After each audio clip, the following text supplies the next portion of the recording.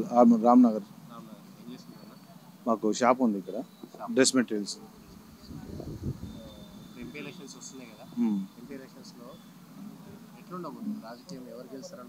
ఖచ్చితంగా మా దగ్గరనైతే ఇక్కడ ధర్మపురి అరవింద్ గారు భారీ మెజార్టీతో గెలుస్తారని మేము అనుకుంటున్నాం. ఎందుకంటే బీజేపీ అక్కడ ఉదాహరణకి మన నరేంద్ర మోడీ గారు ఎవరైతే ఉన్నారో అక్కడ ఆర్టికల్ 370 కానీ ఇంకోటి అయోధ్య రామాలయమే కానీ ఇట్లాంటి ఎన్నో మంచి కార్యక్రమాలు చేశారు కాబట్టి ఖచ్చితంగా ఆయనే గెలుస్తారని చెప్పేసి మా యొక్క ఒపీనియన్. అట్లాంటిది ఏముండదు. ఆయన దగ్గరికి వెళ్తే ఖచ్చితంగా సమస్యను తీసుకుని ఆయన దగ్గరికి వెళ్తే ఖచ్చితంగా సాల్వ్ చేస్తారు. అట్లాంటి ఎన్నో సందర్భాలు ఉన్నాయి. నేను వెళ్ళిన సందర్భాలు ఎన్నో ఉన్నాయి.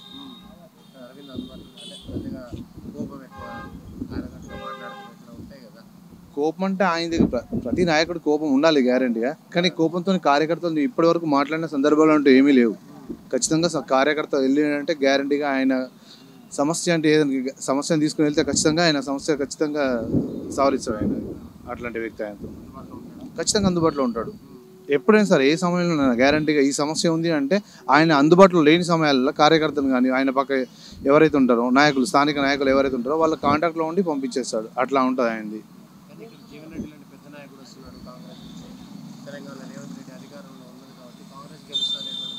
అది నీటి బుడగలు లాంటివి. ఆయన గెలవడం అనేది అసాధ్యమైన మాట. ఎందుకంటే వాళ్ళకి ఇక్కడ కాంగ్రెస్ పార్టీ అనేది ఆర్మూర్ మట్టుకు అసలే లేదు.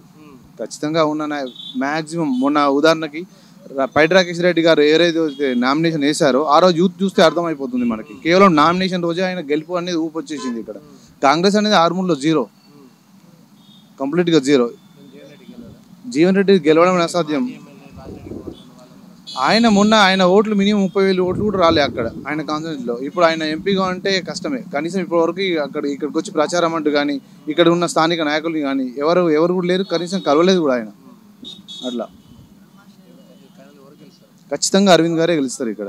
అక్కడ ఈసారి 400 పవర్ ఖచ్చితంగా ఉంటుంది మోడీ గారిది. ఎన్డీఏ ప్రభుత్వం ఖచ్చితంగా ఏర్పడుతుంది. మళ్ళీ 400 మెజార్టీ 400 ఎంపీ సీట్లు కంపల్సరీగా వస్తాయి.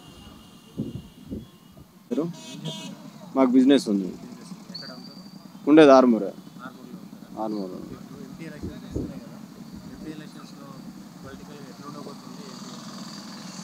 ఇక్కడ ఉన్న ప్రజలందరూ జో రామ్కో లాయేంగే మున్కో లాయేంగే అని ఫిక్స్ అయిపోయారు. ఇక్కడ ఎంపీ ఎలక్షన్లలో భారతీయ జనతా పార్టీ విజయం సాధిస్తుందని మేము అందరం అనుకుంటా ఉన్నాం. ఆర్మూర్లో నార్త్ ఎందుకు అవుతుందంటే గత 500 సంవత్సరాలుగా కాంగ్రెస్ పార్టీ దాన్ని నానుస్తూ వస్తుంది. రామ మందిరం కడితే మత విద్వేషాలు చెలరేగుతాయి అది ఇదని చెప్తా ఉన్నారు. కానీ నరేంద్ర మోడీ గారు శాశ్వత ఒక భగవంతుడి రూపంలో వచ్చి ఆ రామ మందిరం పరిష్కరించి ఈరోజు మతాలలో ఉన్నటువంటి విద్వేషాలను పటాపంచాలు చేస్తూ అంత మంచి భవ్య రామ మందిరం నిర్మాణం కట్టినందుకు అందరు యావత్ హిందూ సమాజమే కాదండి. ఇక్కడ ఆర్మూర్లో అయోధ్య అక్షంతలు వచ్చినప్పుడు పంచినప్పుడు అనేక మంది ముస్లిం మహిళలు కూడా తీసుకున్నారు. అందరూ ఒక విషయం చెప్తా ఉన్నారు.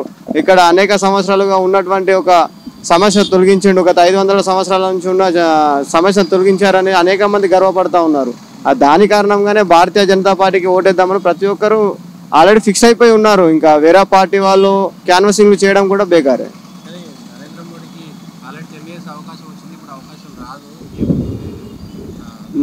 నరేంద్ర మోడీ పైన పోటీ చేసే వ్యక్తి ఎవరికి కనబడతలేడు. ఈరోజు భారతీయ జనతా పార్టీ నరేంద్ర మోడీ పిఎం అభ్యర్థి అని చూపిస్తూ ఉంది.